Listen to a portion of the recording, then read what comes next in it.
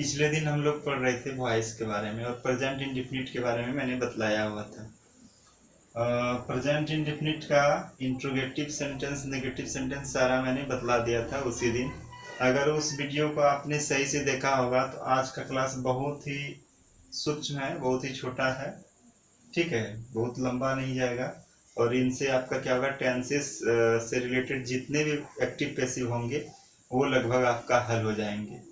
आपको सिर्फ याद रखना है, क्या याद रखना है कि प्रेजेंट इंडेफिनिट का सेंटेंस होगा तो इज आर एम लगाएंगे, पास्ट इंडेफिनिट का सेंटेंस रहेगा एक्टिव में और पैसिव बनाना होगा तो वाज वेयर। आपको याद रखना है कि ऊपर में जो लिखा हुआ है ये सबका अगर एक्टिव हो इस तरह से तो उसका हेल्पिंग वर्ब हमेशा याद रखना है।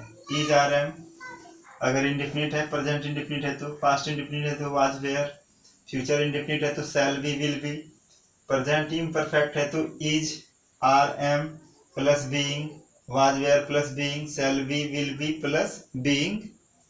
उसके बाद प्रेजेंट परफेक्ट है तो हैज, हैव के साथ आपको बीन जोड़ना है, पास्ट परफेक्ट है तो हैड के साथ, यहाँ मतलब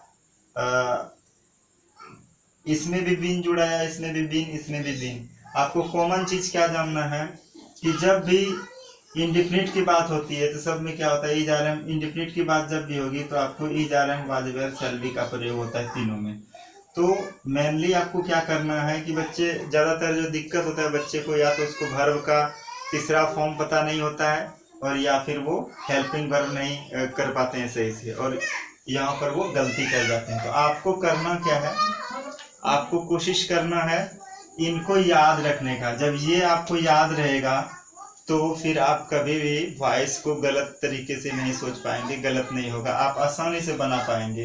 दूसरा एक मेरा सूत्र है, याद रखना है कि जब भी पहला होगा, पहला का दूसरा होता है, पहला का दूसरा, मतलब अगर टेंस आपका एक्टिव में प्रेजेंट इंडेफिनिट का है या पास्ट इंडेफिनिट का है या फ्यूचर इंडेफिनिट का है तो फ्यूचर इंडेफिनिट का ही जो दूसरा होता है, फ्यूचर इंडेफिनिट का जो दूसरा होता है उसके हेल्पिंग वर्ब को चुराते हैं। अब दूसरा क्या होता है, मान लीजिए प्रेजेंट इंडेफिनिट पहला है तो प्रेजेंट का दूसरा क्या होता है, प्रेजेंट इम्परफेक्ट होता है। अब इम्परफेक्ट का क्या है, helping verb is are am, तो वही चुराना है पैसिव बनाने के लिए। अब पहला का दूसरा हो गया, दूसरा के साथ बीइंग, दूसरा के साथ आपको क्या जोड़ना है, बीइंग जोड़ना है, आपको बीइंग जोड़ना है।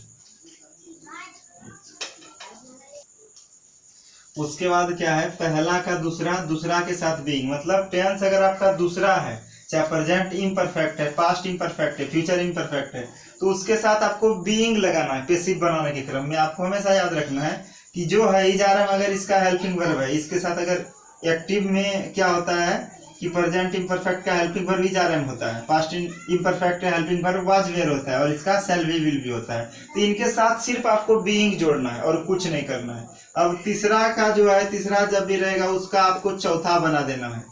तीसरा अगर कोई टेंस तीसरा है एक्टिव में तो उसका ही हेल्पिंग वर्ब चौथा का चुरा लीजिए। मान लीजिए प्रेजेंट परफेक्ट है तो प्रेजेंट परफेक्ट में हैज, हैव का प्रयोग करते हैं, ठीक है, लेकिन जैसे ही हम इसका पैसिव बनाएंगे तो तीसरा का चौथा हो जाएगा, मतलब प्रेजेंट परफेक्ट है तो प्रेजेंट परफेक्ट कंटिन्यूअस हो जाएगा। उस दरमियान आप क्या करेंगे, हैज हैव रहेगा तो बीन जोड़ देंगे, हैड रहेगा तो बीन जोड़ देंगे, शैल हैव, विल हैव रहेगा तो यहाँ भी आप बीन जोड़ देंगे। तो बहुत आसान है इसको कर पाना, बना पाना।